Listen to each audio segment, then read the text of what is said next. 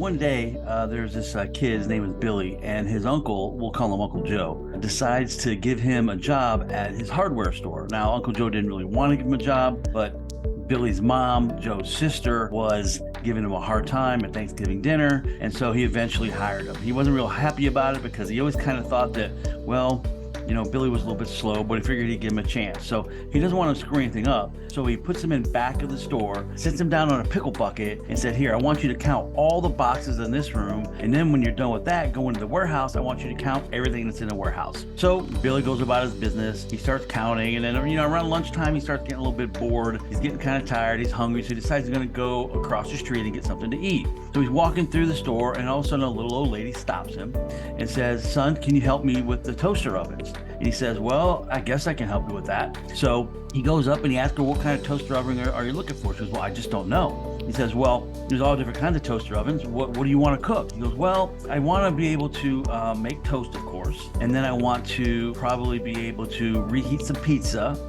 and maybe make a grilled cheese, those kinds of things. Okay, well, so he looks at the different models there and he picks out a couple that seem to be able to do all three of those things. And there's like three different of them, right? And they're in different colors, red, blue, and orange. And he says, well, what color would you like? He goes, well, I really like that blue one. He goes, well, I was looking closer at those and I noticed there's two blue ones and one has a convection oven in it and the other one doesn't have a convection oven in it. Which one would you like? Because, well, I don't really need a convection oven. I already have a good oven. And she goes, okay, well, we will pick out this blue one with no convection oven that can toast, it can grill, and it can reheat pizza. Perfect. She says exactly what I was looking for. So she takes it, she goes up to the store, in front of the store, she pays for it. She's so grateful that she gives Billy a little chip on the way out, and it makes him feel really good because he helped this lady pick out a toaster oven.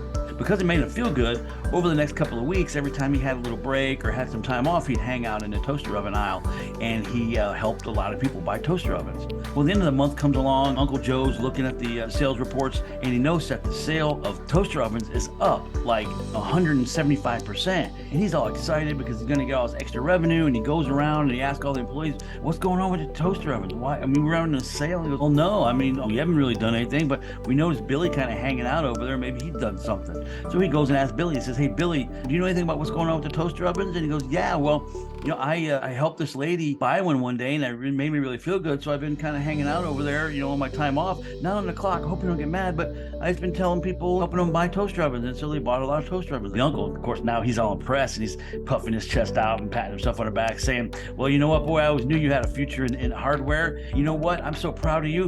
I'm going to send you to toaster oven selling school. He's there for a week, and he learns all the stuff there is about toaster ovens.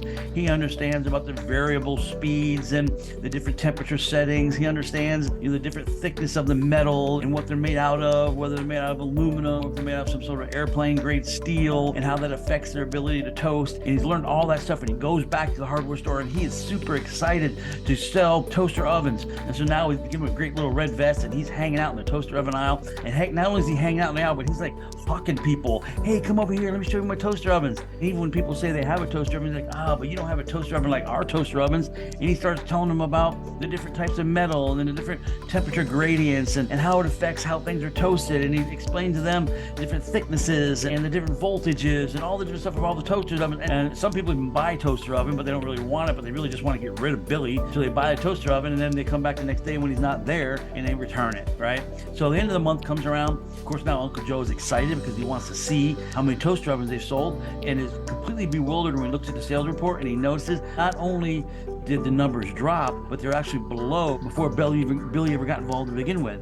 And he goes to Billy and he goes, what is going on over here? And he goes, I don't know, Uncle Joe. I'm just telling people about the toaster ovens, and I guess we must have just been lucky, have a lucky run. So what is different about how Billy is handling the selling of toaster ovens now and how he was handling the selling of toaster ovens before? The difference is this. Before, Billy was asking questions, and he was listening, and he was helping people identify what it is they needed it for, and then he was providing solutions for that. He was even involving them in the selection of the toaster ovens, and they were very happy about that, and they bought a lot of toaster ovens. Now he knows everything, and he can't just wait to tell people about it. Not only is he not asking questions, but he's telling people what they want. If they said they got one, they say, you don't have one like this. They say, well, we don't need it to reheat pizza. That's okay, because it does. In fact of the matter, what he's doing is now he's not selling, now he's telling. He's no longer listening and providing solutions to problems. He's trying to create solutions to problems that don't exist. So at the end of the day, what Billy needed to be able to do was he needed to humble himself,